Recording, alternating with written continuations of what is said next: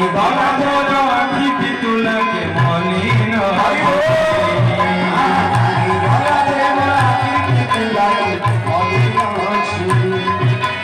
काहे गला नुगे आखि पितुला मोर मलिन छुरी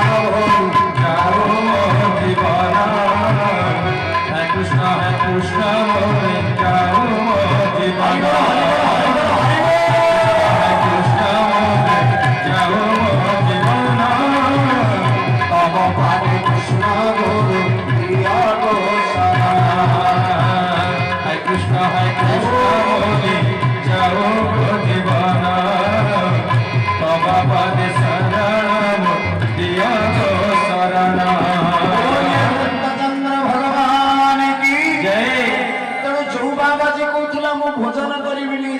भगवान श्रीकृष्ण बाबाजी आगे ठिया पड़ी आखि पलक करू लुह झरी पड़ू भीमसेन दौड़ी आसे युधिष्ठिर पाखु कहले भाई बाबाजी राजी हो गला लगुच ना केमी जानलु ना ये श्रीकृष्ण रूप तू एत समय चाहिए माने निश्चय हस्तिनापुरी को जाकर भोजन करवा यज्ञर पूर्णाहुति जिते बड़े श्रीकृष्ण बाबाजी को आखि आगे टे हाथ हल्ले बाबाजी चमकी पड़ी कहूँ प्रभु रूप देखी मत मोहित कर मोर नियम